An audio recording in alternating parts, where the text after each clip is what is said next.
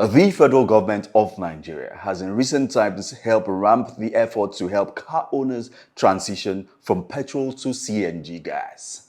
All right, so before you get excited about this development, there are a few things I would like you to understand, which is the advantages and disadvantages of this CNG gas. All right, so I'll start with the excited part, which is the advantages. Number one, CNG is more like a very cleaner source of fuel, which means it has less carbon footprint in the environment, which leads to less pollution.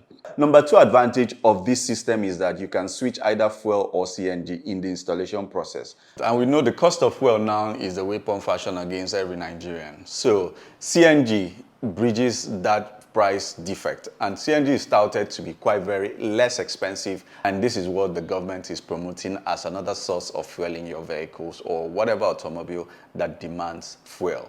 Number three, I'm not really sure about this, but it is touted that CNG gas runs quieter, and which leads to less environmental noise pollution. So I'm not really sure about that, because that should be according to the state of your car. You know, if you have a blown up exhaust and all of that, really. So those are the few advantages I could come up with right now, but if any pops up, I would do well to drop them on the comment section. Let's jump right into the disadvantages, of which number one is the loss of storage space. And your primary storage space is your car trunk or your car boots.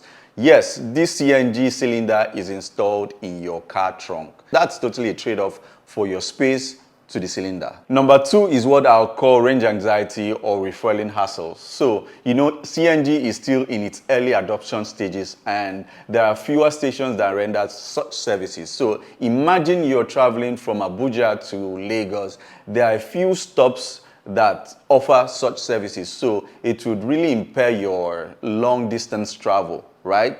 So it really makes it quite a very not so good option as a fuel solution. Like yet, because I can't be driving and thinking, which filling station?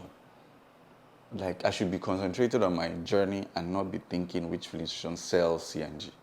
I don't know if that makes sense. Number three is performance lag. CNG cars or CNG converted cars have exhibited lower performance as opposed to their petrol and diesel counterpart, and that should be a little worrisome, you know, in all of this. So in all I've said, between the merits and demerits, it's left for you to look through the lines and know what suits your driving style and make your choice, of course, because we're in for a long ride with T-Pain.